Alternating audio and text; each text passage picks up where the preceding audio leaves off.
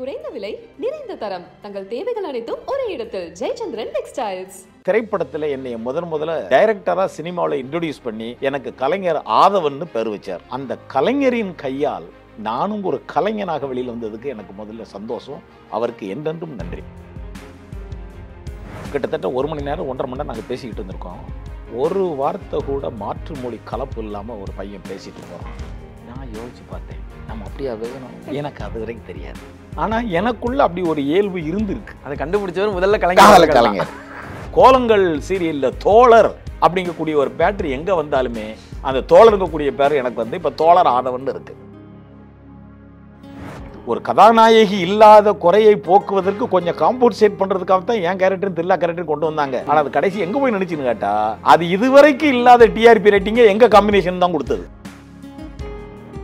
இப்போ இந்த காம்பினேஷன் வந்து எப்படி ஆகி போச்சுன்னா, ஒரு பயங்கர சீரியஸான காம்பினேஷன் மிகப்பெரிய காமெடியா மாறி. சன் டிவில கோலங்கள் தொடர்ல தோழர்ங்க கூடிய மேட்டர் அந்த பக்கம் அப்படி போய்கிட்டு இருக்கு. அதே நேரத்தில் சைமல்டேனியஸா மெகா டிவில அமுதகானம் நிகழ்ச்சியில் இந்த கேரக்டர் இப்படி போய்கிட்டு இருக்கு. இந்த ரெண்டும் இறைவன் அல்லது இயற்கை எனக்கு கொடுத்த வரப்பிரசாதங்கள். சின்ன சின்ன கண்ணனுக்கு என்னதான் புன்னகையோ, கண்ணீரண்டும் தாமரையோ, கண்ணம் ரெண்டும் இன்னும் கண்ணா, ஒருவரின் துடிப்பினிலே விளைவது கவிதையடா, இருவரின் துடிப்பினிலே விளைவது மழலையடா. நக்கீரன் ஸ்டுடியோ வியூவர்ஸ்க்கு வணக்கம். நான் விஜய் ஹரிஹரசுதன். இன்னைக்கு நம்ம கூட இருக்கிறது யாருன்னு பார்த்தீங்கன்னா, இயக்குனரும் நடிகருமான ஆதவன் அவர்கள் தான். வணக்கம் ஐயா. வணக்கம். 1000 கைகள் மறைத்தாலும் ஆதவன் மறைவதில்லை அப்படிங்கிற ஒரு விஷயம் இருக்குல்ல. மகிழ்ச்சி. அந்த விஷயம், ஒரு ஆதவன் அப்படிங்கிற அந்த பேர் இருக்குல்ல, ஒரு ஆதவனால் வைக்கப்பட்ட பேர் தானே. ஆமா ஆமா. அந்த ஆதவன் பத்தி ஃபர்ஸ்ட் சொல்லியிருக்கேன் ஐயா. இந்த ஆதவன் இன்னைக்கு என்னைய தோழர் எல்வி ஆதவன் அப்படின்னு கூப்பிடுறாங்க. அமுதகானம் எல்வி ஆதவன் அப்படியும் கூப்பிடுவாங்க. தமிழ்நதி எல்வி ஆதவன் அப்படியும் கூப்பிடுவாங்க. ஆதவன் கூப்பிடுவாங்க. உண்மையிலேயே என் பேர் வந்து ஆவுடையப்பன். எனக்கு சொந்த ஊர் வந்து இப்போ தென்காசி மாவட்டம் சங்கரன் கோவில் பக்கம் முள்ளிக்குளம்னு ஒரு கிராமம். நான் இந்த மாதிரி ஒரு studio, photo studio, colour lab, இது சம்மந்தப்பட்ட விஷயங்களை 1984 ஆரம்பித்தேன். அது இன்னும் ஓடிக்கிட்டு இருக்கு. அங்கே நிறையா பேர் பணியாற்றிக்கிட்டு இருக்காங்க. அப்போது என் பேர் ஆவுடையப்பன் அப்படிங்கிறது இங்கே சென்னையில் திரைப்படத்தில் என்னை முதல்ல அன்னைக்கு 1988-89 அந்த சூழலில் கலைஞர் கருணாநிதி அவர்கள் தான் தமிழகத்தினுடைய முதலமைச்சர். அவங்க கம்பெனி பூம்புகார் ப்ரொடக்ஷனில் எனக்கு அந்த பாசமலைன்னு ஒரு படம் எடுத்தாங்க. அதுக்கு கதை, திரைக்கதை, வசனம் கலைஞர் கருணாநிதி. அடேங்கப்பா. ஆமாம். பூம்புகார் ப்ரொடக்ஷன் அதிபர் உங்களுக்கு தெரியும், அவருடைய மருமகன் முரசொலி செல்வம். அவங்கெல்லாம் என்னை கூப்பிட்டு என்னை டைரக்டராக சினிமாவில் இன்ட்ரோடியூஸ் பண்ணி எனக்கு கலைஞர் ஆதவன் பேர் வச்சார். கலைஞரின் ஆதவன் எனக்கு பேர் வச்சதை அவங்க பத்திரிகை குங்குமத்திலேயே அந்த வாரத்திலேயே போட்டுக்கிட்டாங்க. கலைஞர் ஒரு திரைப்படக் கல்லூரி மாணவரை அழைத்து அறிமுக இயக்குனராக்கி அவருக்கு ஆதவன் என்று பேர் வைத்திருக்கிறாருன்னு அவங்களே போட்டுக்கிட்டாங்க. ஆமாம். இப்படி தான் நான் உதயமானது. படத்தின் பேர் பாசமலை. அந்த படத்தில் இசைஞானி இளையராஜா, ராதிகா, ஊர்வசி, மோகன், சந்திரசேகர், எஸ் சந்திரன் இவங்கெல்லாம் நடிகர்கள். இப்போ பேருக்கான தொடக்க புள்ளி இங்கே ஆரம்பிச்சிச்சுன்னா, அந்த வேலைக்கான தொடக்க புள்ளி கொடுத்தவரை பற்றி நீங்கள் கண்டிப்பாக சொல்லி ஆகணுமே. கண்டிப்பாக. அதாவது வேலைக்கான தொடக்க புள்ளி கொடுத்து என்னை அறிமுகப்படுத்திய கலைஞர் கருணாநிதி அப்படிங்கிறவர் ஒரு மிகப்பெரிய அரசியல்வாதியாக இருக்கலாம், எத்தனையோ முறை இந்த தமிழகத்தை ஆண்ட முதலமைச்சராக இருக்கலாம், இல்லை அவர் இன்னும் என்னென்னவோ இருக்கலாம். ஆனால் கடைசி வரைக்கும் அவர் ஒட்டிக்கிட்டு பேர் கலைஞர் தான். அந்த கலைஞரின் கையால் நானும் ஒரு கலைஞனாக வெளியில் வந்ததுக்கு எனக்கு முதல்ல சந்தோஷம். அவருக்கு என்றென்றும் நன்றி. ஏன்னா நான் இன்னும் என்னவா டிராவல் பண்ணிக்கிட்டு வந்தாலும் என்னைய இயக்குனர் ஆதவன் தானே சொல்றீங்க. கண்டிப்பா. அதுக்கு காரணமாக இருந்தது கலைஞர் கருணாநிதி தான். அதுக்கு முன்னதாக நான் அடையாறு திரைப்படக் கல்லூரியில் நான் கேமராமேனாக படித்தேன். அந்த கேமராமேனாக எனக்கு அன்னைக்கு சீட்டு கொடுத்து எனக்கு உதவி செஞ்சவர் அன்றைக்கு முதலமைச்சர் எம்ஜி ராமச்சந்திரன். 2 முதல்வர்களும் உங்களோட லைஃப்ல முக்கியமானவர்கள் ஆயிட்டாங்க. ஆமாம். அப்போ அங்கே நான் கேமராவுக்கு படிச்சுட்டு நான் வெளியில் வந்து சில அட்வர்டைஸ்மெண்ட் படங்களுக்கு நான் கேமரா பண்ணேன். சினிமாவுக்கோ டிவிக்கோ நான் இது வரைக்கும் இந்த கேமராவை தொடக்கூட இல்லை. ஆனால் நான் இயக்குனராக வந்துட்டேன். அது கலைஞர் கருணாநிதி அவர்கள் திருக்கரங்களால். அப்போ அவர் எப்படி எனக்கு கொடுத்தாரு அப்படின்னு கேட்டால், நான் படிக்கிற காலத்தில் அடையாறு திரைப்படக் கல்லூரி டிஎஃப்டி ஸ்டூடெண்டாக இருக்கும்போது இந்த வருஷ கடைசியில் டிப்ளமா ஃபிலிம்னு ஒன்று பண்ணுவோம், ஒரு குறும்படம், ஷார்ட் ஃபிலிம். அப்போது நான் கேமராமேனாக இருந்தால் கூட நான் கதை திரைக்கதை வசனம் எழுதி டைரக்ட் பண்ணக்கூடிய ஒரு வாய்ப்பு எனக்கு அங்கே கிடைச்சது. என்னுடைய காலகட்டத்தில் அந்த ஃபிலிம் இன்ஸ்டியூட்டில் கேமராவுக்கு மரியாதை ரொம்ப அதிகம். அது வரைக்கும் 10 கேமராமேன்களை தான் எடுத்துக்கிட்டு இருந்தாங்க. என்னுடைய பீரியடில் தான் 15 கேமராமேனாக எடுத்தாங்க. ஏன்னா கேமராமேன்களுக்கு மரியாதை அதிகம் அப்போ அந்த இன்ஸ்டியூட்லேருந்து வந்தவங்களுக்கு. அப்போ நாங்கள் 15 கேமராமேன், ஆனால் 10 டைரக்ஷன் ஸ்டூடெண்ட் தான். அப்போ ஒரு டைரக்டருக்கு ஒரு கேமராமேன் ஒதுக்குனா 5 கேமராமேனுக்கு டைரக்டர் இல்லை. ஓகே. அப்போ அந்த மிச்சம் 5 இருக்கக்கூடிய கேமராமேனில் அங்கே இருக்க வாத்தியார்கள், எப்பா உங்களுக்கு டைரக்ஷன் ஸ்டூடெண்ட் கிடையாது, ஒன்று போக 5 மிஞ்சிரிங்கல்ல கிடையாது, வாத்தியார்களாகிய எங்களை நீங்கள் டைரக்டராக தேர்ந்தெடுத்தால் எங்களுக்கு நீங்கள் கேமராமேன் ஆகலாம், என்ன சொல்கிறீங்கன்னு கேட்டார். அப்போ அந்த மிஞ்சி போன 5 பேரில் நான் ஒருத்தன். நான் சொன்னேன், ஐயா என்னை நானே இயக்கிக் கொள்கிறேன், எனக்கு அந்த வாய்ப்பை கொடுங்கன்னு. ஓகே டூன்ட்டாங்க. ஸோ பட்டையப்படி நான் கேமராமேன் தான், சட்டப்படி கேமராமேன் தான், டைரக்டர் கிடையாது. ஆனால் டைரக்டருக்கு ஆகக்கூடிய பணியாற்றக்கூடிய பயிற்சி எனக்கு அங்கே இதுதான் சூழ்நிலை கிடைச்சது. அப்போது என்னை நானே இயக்கி கொண்டேன். அப்போ கதை, திரைக்கதை, வசனம், ஒளிப்பதிவு, டைரக்ஷன். அப்போ நான் ஒரு குறும்படம் பண்ணல, இந்த படத்தை பூம்புகார் ப்ரொடக்ஷன் சார் பார்க்குறாங்க. ஓகே. பார்த்த உடனே அது அவங்களுக்கெல்லாம் ரொம்ப பிடிச்சி போய் அவங்க தான் என்னை கலைஞர் மு. கருணாநிதிட்ட கொண்டே விடுறாங்க. அவர் முன்னாடி அப்படி உட்காரும்போது என் பேர் ஆவுடையப்பன். சரியா? அப்போ அவர் கூட பேசிக்கிட்டு வச்சுக்கிட்டு எல்லாம் முடிஞ்சு கிட்டத்தட்ட அவர் அது எப்படி 13 வருஷத்துக்கு பிறகு தமிழகத்துக்கு முதலமைச்சர் ஆகிறாரு. அப்படி 13 வருஷத்துக்கு பிறகு முதலமைச்சர் ஆனவர் என்னை டைரக்டராக தேர்ந்தெடுக்கிறார்.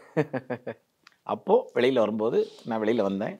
முரசொலி செல்வம் அதவன் ஆவுடையப்பன், நீங்கள் கொஞ்சம் இப்படி உட்காருங்க, நான் தலைவரை பார்த்து வந்தேன்னு உள்ளே போனார். உள்ளே போயிட்டு வெளியில் வந்தார். என்னை கூப்பிட்டு சொன்னார், தலைவர் உங்களை பற்றி என்ன சொல்லார் தெரியுமான்னாரு. என்ன சொன்னாங்க அப்படின்னு அவர் சொன்னார், கிட்டத்தட்ட 1 மணி நேரம் 1.5 மணி நேரம் நாங்கள் பேசிக்கிட்டு இருந்திருக்கோம், ஒரு வார்த்தை கூட மாற்று மொழி கலப்பு இல்லாமல் ஒரு பையன் பேசிட்டு போகிறான், இந்த பையன் முழுக்க தமிழ் வார்த்தைகளை மட்டுமே பயன்படுத்திட்டு போகிறான் அப்படின்னு சொன்னார். நான் யோசிச்சு பார்த்தேன், நம்ம அப்படியா பேசணும்? எனக்கு அது வரைக்கும் தெரியாது. நான் அதை பிளான் பண்ணியும் போகலை, திட்டம் போட்டும் போகலை. ஆனால் எனக்குள்ள அப்படி ஒரு இயல்பு இருந்திருக்கு. அதை கண்டுபிடிச்சவர் முதல்ல கலைஞர். இதை அடுத்தடுத்து அமெண்ட்மெண்ட் கொண்டு வந்தவங்க யார் தெரியுமா? அடுத்து மக்கள் தொலைக்காட்சியில் இயக்குனராக அகத்தியன் இருக்கார்ல, காதல் கோட்டை, ஜனாதிபதி பரிசு பெற்றவர், தமிழக இயக்குனர்கள்லேயே ஜனாதிபதி பரிசு பெற்ற ஒரே ஒரு இயக்குனர் இல்லையா? அந்த ரெக்கார்ட் பிரேக் பண்ண அவர் மக்கள் தொலைக்காட்சியில் ஒரு சீரியல் பண்ணிக்கிட்டு வர்றாரு.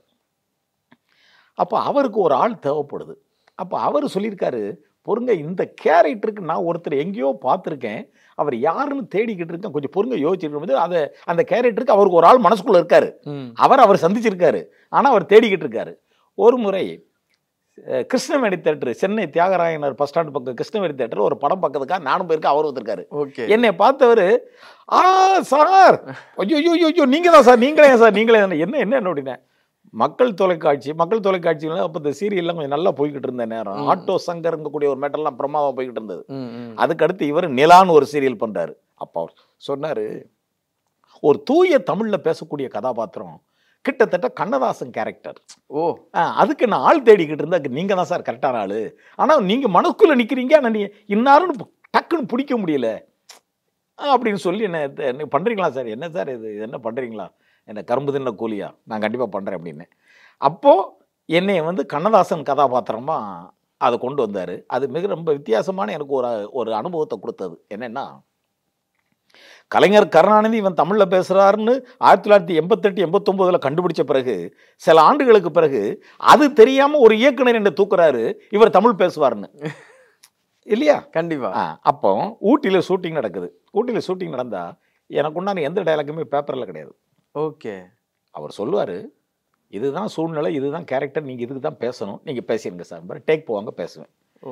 டேக் போய் நடிச்சுக்கிட்டு இருக்கும் போதே அகத்தியும் சொல்லுவார், ரன்னிங்கில் இருக்கும் கேமரா, அவர் கேமராவுக்கு பின்னாடி நின்று சொல்லுவார், ஏன் எதிர்த்த கேரக்டர் டைலாக் பேசுவாங்க, இவர் கேமராவுக்கு பின்னாடி எனக்கு இன்ஸ்ட்ரக்ஷன் கொடுப்பாரு.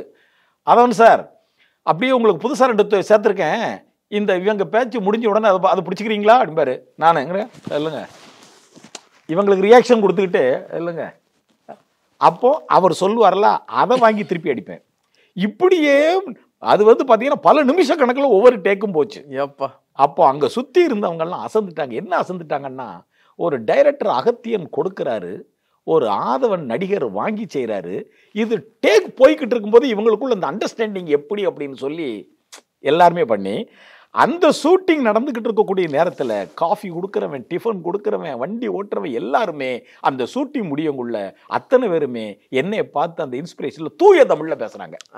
வாருங்கள் உணவருந்த வாருங்கள் அப்படிம்பாரு சாப்பாடு போடுறவர், நம்ம தண்ணீர் அருந்துங்கள். ஆக இந்த அளவுக்கு அது ஒரு ரெவல்யூஷன் ஆயிடுச்சு, கிரியேட் பண்ணி ஊட்டி பூரா இப்படி பேசிக்கிட்டு இருக்காங்க.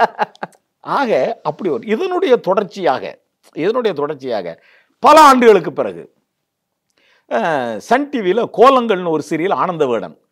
அப்போ அவங்க ஒரு கேரக்டரை பார்த்துட்டு அந்த டைரக்டர், இதுக்கு ஒரு ஆள் நல்ல நீளமாக வசனம் பேசணும், புரட்சிகரமாக பேசணும், குரல் நல்லா இருக்கணும், தூய தமிழில் பேசணும், இதுக்கு சரியான ஆளு ஆதவன் சார் தான் அப்படின்னு அவர் பிடிக்கிறாரு. ஓகே. அந்த டைரக்டர் யாரு? திருச்செல்வங்கிறவர். நான் படிச்ச இன்ஸ்டிடியூட்ல எனக்கு 10 வருஷம் கழிச்சு படிச்ச ஜூனியர். ஓ, அப்ப அவர் அங்க நான் நடிச்ச படங்களை பார்த்திருப்பார்ல, அவருக்கு அந்த மைண்ட்ல இருந்திருக்கு. ஓகே. ஆக இவர் தூய தமிழ்ல பேசுவதற்கும் ரொம்ப நீளமா டயலாக் பேசுவதற்கும் இவர் ஒரு உரித்தான ஆளுன்னு சொல்லி முதல்ல கலைஞர் கருணாநிதி ஒரு தொட்டு விட்டார். அது தொடர்ந்தது. இன்னைக்கு அந்த கோலங்கள் சீரியல்ல தோழர் அப்படிங்கக்கூடிய ஒரு பேட்டரி எங்க வந்தாலுமே அந்த தோழருக்கக்கூடிய பேர் எனக்கு வந்து இப்ப தோழர் ஆதவன் இருக்கு. இன்னொரு விஷயம் சார், இப்ப நீங்க இந்த கோலங்கள் நடிக்கும் பொழுது பல கதாபாத்திரங்கள் இருந்தாலும் ஒரு கதாபாத்திரத்தை கூட மட்டும் உங்களுக்கு ரொம்ப நெருக்கம் இருக்கும். அது யாருன்னு பார்த்தீங்கன்னா தில்லா வந்து நீங்க சொல்றீங்க ஒவ்வொரு எபிசோடையும் நான் லென்த் டயலாக் பேசுவேன் அப்படின்னா, ஆப்போசிட்ல இருக்க தில்லாவும் உங்களுக்கு ஈக்குவலா நடிப்பாரு. கண்டிப்பா. என்னதான் ஒரு வில்ல குணமா இருந்தாலும் பிஹைண்ட் தி கேமரா நீங்க 2 பேரும் எப்படி இருப்பீங்க? அந்த டயலாக்னு வரும்பொழுது அவர் என்ன மாதிரியான ரிக்வெஸ்ட் உங்கள்கிட்ட வைப்பாரு? ஆமா, நல்ல கேள்வி. இப்போ என்னுடைய கதாபாத்திரம் அவங்க கதைக்கு ஒரு புரட்சிகரமான ஒரு கதாபாத்திரம் தேவைப்பட்டது.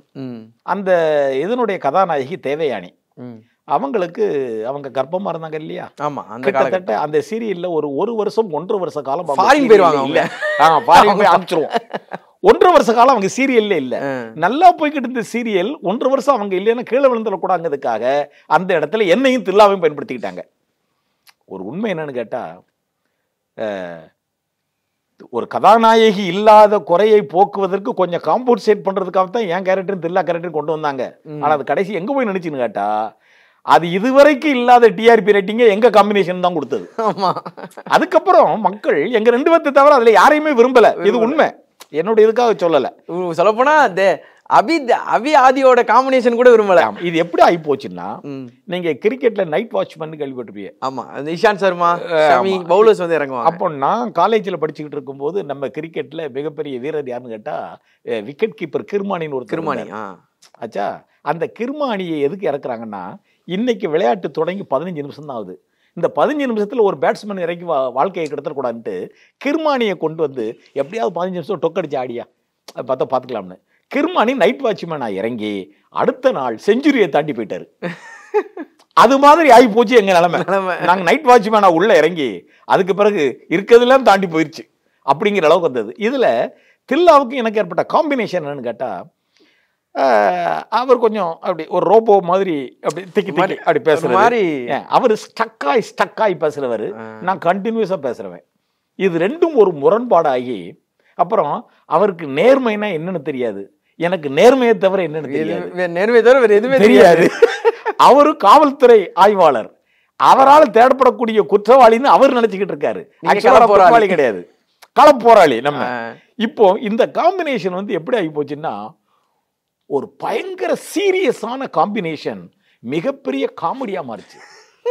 ஆக்சுவலா ஒரு காமெடி சீனா எப்படி இருக்கணும், நான் காமெடி பண்ணணும், அவர் காமெடி பண்ணணும், எங்கள் வசனமும் காமெடியா இருக்கணும். ஆனால் நாங்க 2 பேருமே காமெடி பண்ண மாட்டோம், நாங்க 2 பேருமே சீரியஸா இருக்கும். ஆனா இங்க டெலிகாஸ்ட் பார்த்துக்கிட்டு இருக்கவங்க முழு காமெடியா ரசிச்சாங்க. இதுக்கு ஒரு சம்பவத்தை சொல்றேன். ஒரு நாள் ஒரு மிகப்பெரிய ஒரு வயதான முதியவர் என்னை கூப்பிட்டு பேசினாரு. ஐயோ, நேத்து நீங்களும் தில்லாவும் இந்த பழனிக்கு என்னை கூப்பிட்டுக்கிட்டு அவர் நம்ம டைரக்டர் ஒரு கேரக்டர் பண்ணிருப்பாரு, அவரை தேடுறதுக்காக என்ன கூட்டு போவாங்க. அந்த பழனிக்கு போற இதை எபிசோட பார்த்து நான் விழுந்து சிரிச்சு, எந்த அளவுக்கு சிரிச்சேன்னா அதவன் அவர் சொல்றாரு, நான் வாயில கட்டி இருக்கிறது வந்து பொய்ப்பல்லு, செட்டுப்பல்லு. செட்டுப்பல்லு கீழே விழுந்து என் கூட இருந்தவங்கலாம் அன்னைக்கு தான் எனக்கு கண்டுபிடிச்சாங்க அப்படிங்கிற அளவு சிரிச்சோம்னு ஓப்பனாவே சொன்னார். அது படு காமெடியா மாறிச்சு. அதுக்கு காரணம் தில்லாவும் அவருடைய யதார்த்தமான அவருடைய கேரக்டர், எனக்கோ யதார்த்தமான என்னுடைய கேரக்டர். அந்த கோலங்கள் தொடர் டைரக்டர் கிட்ட ஒரு பெரிய கெப்பாசிட்டி என்னன்னு கேட்டா, யாரை நடிக்கணும்னு நினைக்கிறாரோ அவங்க கிட்ட இவர் திறமையை போஸ்ட் பண்ண மாட்டார். அவங்களோட திறமைக்கு ஏற்ற மாதிரி முதல்ல அவங்க என்ன செய்யறாங்க, முடிஞ்ச அளவுக்கு அவங்க என்ன செய்யறாங்க, அது நல்லாத்தானே போகுது, இப்போ அதுக்கு நம்ம ஐடியா உள்ள வந்து பூத்தணும் கோ அப்படின்றவாரு. அது இப்படி அவர் சொல்லவே மாட்டார். யாராக இருந்தாலும் அவங்கிட்ட என்ன இருக்கு, அந்த பொண்ணுகிட்ட என்ன இருக்கு, அவங்கள விட்டு நீங்க பண்ணுங்கன்னு சொல்லி அதை பார்த்து நல்லாத்தானே இருக்கு, இதை போய் நம்ம எதுக்கு எடுக்கணும்னு சொல்லி அப்படி விடக்கூடிய ஒரு ஆள். அதனாலதான் உங்களுக்கு கோலங்களில் பார்த்தீங்கன்னா நிறைய கேரக்டர் ஹிட்டான ஒரே சீரியல் மட்டும் இல்லை, ஒரே திரைப்படம் அதுதான். ஆமா, ஒரு படத்துல ஏகப்பட்ட கேரக்டர் ஹிட் ஆகாது, ஒரு சீரியல்ல ஏகப்பட்ட கேரக்டர் ஹிட் ஆகாது. ஆனா கோலங்கள்ல மட்டும் ஏகப்பட்ட கேரக்டர் ஹிட்டு. அது மட்டும் இல்லை, டிவி தொடர் அப்படின்னாலே பொம்பளைங்க தான் பார்ப்பாங்க இல்லையா, ஆம்பளைங்கெல்லாம் பார்த்த ஒரே சீரியல் கோலங்கள் தான்.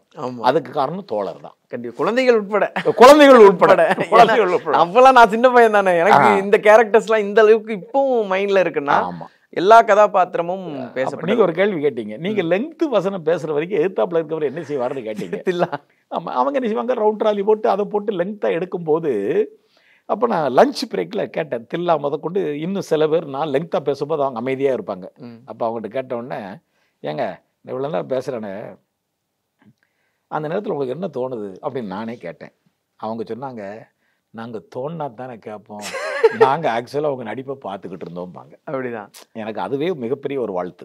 கண்டிப்பாக கண்டிப்பா. அதாவது ஒரு மேட்டை சொல்லுவாங்க, ரஜினிகாந்தும் ரகுவரனும் ஒரு காம்பினேஷனில் நடிச்சுக்கிட்டு இருந்தாங்களாம்.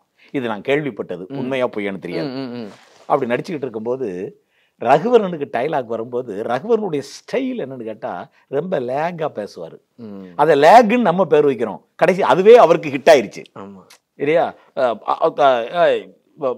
பாஷா அப்படி பேசும்போது ரஜினி காமெடியில் இவருக்கு தனியா இருங்க, எனக்கு தனியா இருங்கயா, அதுக்கு என்ன பண்றது அப்படின்னு சொன்னதா எனக்கு தகவல் வந்தது. ஆனால் இதுல இருந்து நம்ம என்ன தெரிஞ்சுக்கணும் அப்படின்னா, ஒரு காம்பினேஷன் ஷாட்ல ஒரு கேரக்டர் லெங்க்தா பேசி நடிக்கிறாருன்னா மற்றவன் பாவம் இல்லை, என்ன செய்வாங்க? இந்த கேள்வி என் கூட நடிச்சவங்க கிட்ட கேட்டதுக்கு தான் அவங்க சொன்ன பதில், நீங்க பண்ணதும் நீங்க பேசின பேச்சிலையும் நாங்க உங்க கூட ஒன்றிட்டு அதை பார்த்துக்கிட்டு இருந்தமே ஒளி எங்களுக்கு என்ன சின்ன தோணல, அதனால தெரியல அப்படின்ட்டாங்க. இன்னொரு விஷயம், இந்த கோலங்கள் முடியும் போது 1.5 வருஷம் கழிச்சு வரும்போது தேவயானி என்ன சொன்னாங்க? என்னை தோழருங்க தவிர வார்த்தை தவிர வேற எந்த வார்த்தையும் அவங்க பயன்படுத்த மாட்டாங்க. அவங்க எந்த அளவுக்கு என்ன ரசிச்சாங்கன்னா, அடுத்து ராஜ் டிவியில அவங்களுடைய ஹஸ்பண்ட் ராஜகுமாரன் இருக்காருல்ல, அவர் ஒரு சீரியல் பண்ணாரு. அந்த சீரியல்ல இந்த தேவயானி என் கூட நடிச்ச தோழரை கூப்பிட்டு இதுல ஒரு கேரக்டர் பண்ண வைங்கன்னு சொல்லக்கூடிய அளவுக்கு அவங்களுக்கு அது இன்ஸ்பிரேஷன் ஆயிருக்கு. அது மட்டும் இல்லாம எல்லா கேரக்டர்களுமே ப்ராம்ப்ட் வாங்கி பேசிக்கிட்டு இருக்காங்க. அப்போ நான் ப்ராம்ப்ட் வாங்காம லெங்க்தா பேசுறேன். அப்போ எல்லாருமே சொல்லுவாங்க, அதவர் சார் உங்களுடைய மெமரி பவர், அப்போ நீங்கள் உச்சரிப்பு இதெல்லாம் உண்மையிலே நல்லதா சார்னு பாராட்டுவாங்க. அப்புறம் என்னன்னு கேட்டால், சில நேரத்தில் முன்கூட்டி பேப்பரை படிக்க தரமாட்டாங்க, டேக்குக்குள்ளே அனுமதிச்சிருவாங்க. போய்கிட்டு இருக்கும்போது சரி இப்போமாவது வாசிங்கம்மே, அப்போ அந்த பேப்பரை பார்த்து வாசிப்பாங்கல்ல, நான் அப்படியே கேட்டுக்கிட்டு இருப்பேன். அப்போ என் கூட இருக்கக்கூடிய கேரக்டர்கள்லாம் அவங்க வாசிக்கிறதையும் நான் நடிக்க தயாராகிட்டு கேட்குறதையும் அவங்க பார்த்துட்டு ரெடி டேக் அப்படின்றேன். அப்போ டைரக்டர் சொல்லுவார், அதுக்கு என்ன காரணம் அப்படி சொன்னா, அதான் நான் சொல்றதெல்லாம் என்னை பெருமைப்படுத்துறதுக்காக சொல்லலை, இதுதானே நடந்தது, உண்மை இதுதானே, அதை சொல்றதுக்காக சொல்றேன். அதான் சார் நாங்கள் கொடுக்கறதையும் பேசுறீங்க, நாங்கள் கொடுக்காததையும் பேசுறீங்க, ஆனால் லிங்க் கரெக்டாக போடுறீங்க, அப்புறம் புதிய சொற்களை பயன்படுத்துறீங்க, நாங்கள் கொடுத்த கேரக்டரும் டைல்யூட் ஆகலை, நீங்கள் கொடுக்கறது ஸ்ட்ரென்த் ஆகுது, அதே சமயத்தில் கனெக்ஷன் கனெக்டிவிட்டி எல்லாம் கரெக்டாக போய்கிட்டு இருக்கு அப்படின்னு சொல்கிறாங்க. அப்புறம் ஒரு நாள் இந்த டைரக்டர் அன்னைக்கு அவர் வராமல் இந்த ஆல்டர்னேட்டிவ் சிலவர் வச்சுருப்பாங்க தெரியுமா, அப்போ சிவான்னு ஒரு டைரக்டர், அவர் கூட இப்பவும் சீரியல் பண்ணிக்கிட்டு இருக்காரு. இந்த அன்னைக்கு இப்பவும் சன் டிவியில் ஆனந்தராகும் கூட சரி அவர் தான் பண்ணுறாரு நினைக்கிறேன்.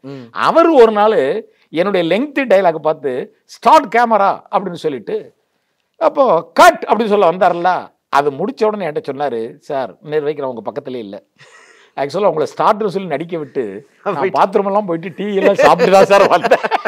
அப்பவும் வர நீங்கள் பேசிக்கிட்டு இருந்தீங்க. அதுக்கு பிறகு 3 நிமிஷம் நின்று தான் சார் நான் கட் சொன்னேன் அப்படின்னு சொன்னார். எல்லாம் காமெடியாகவும் சந்தோஷமாக இருந்தது. Okay sir. இப்போ இந்த பக்கம் ஒரு சைடு சீரியல் பக்கம் இருந்தாலும் ஒரு ஷோ மிகப்பெரிய அளவுக்கு ஹிட்டான இன்னொரு ஷோ அப்படின்னு பார்த்தீங்கன்னா நீங்கள் மட்டும்தான். இங்கே வந்து பல கூட்டங்கள் வந்து இருந்தாலும் அந்த இடத்துல நீங்களும் ஸ்க்ரோல் பண்ணுறீங்க. ஆனால் நைட் ஆனால் நீங்கள் மட்டும்தான் எல்லாருக்கும் ஒரு பாட்டோட விளக்க சொல்லி அந்த பாட்டோட நாதம் எங்கேருந்து வந்துச்சு, அந்த பாட்டில் என்னென்ன விஷயங்கள் இருக்குது, கவிஞர் கண்ணதாசன் இதை எப்படி எழுதியிருக்காரு, புலமை பித்தர் எப்படி எழுதியிருக்காரு, அப்புறம் வாலி எப்படி எழுதியிருக்காரு, அந்த பாட்டோட அர்த்தத்தை இவ்வளோ டெப்த்தாக நைட்டு சொல்லியும் அந்த பாட்டு போட்டு காமிக்கிறதும் அப்படிங்கிறது பெரிய விஷயம்தான். அதை டெப்த்தாக சொல்கிறத விட அதை இல்லை டெலிகாஸ்ட் பண்ணுறதை விட அதை டெப்த்தாக சொல்கிறது பெரிய விஷயம். அந்த வாய்ப்பு எப்படி வந்துச்சு? அது மட்டும் இல்லாமல் எங்கேருந்து இதெல்லாம் நீங்கள் சொல்கிறீங்க எங்களுக்கு அதை மட்டும் சொல்லுங்கள். நீங்கள் கேட்குறது இன்னைக்கு மெகா டிவியில் அமுதகானம்னு சொல்லி இருக்கேன். கிட்டத்தட்ட 6000 எபிசோட் தான். டெய்லி காலையில் 8 to 9, டெய்லி ராத்திரி 10 to 11, ஆக டெய்லி 2 மணி நேரம். இந்த ஷோ வந்து இன்னைக்கு 16 வருஷம் முடிஞ்சு 17வது வருஷம் ரன்னிங்ல இருக்கு.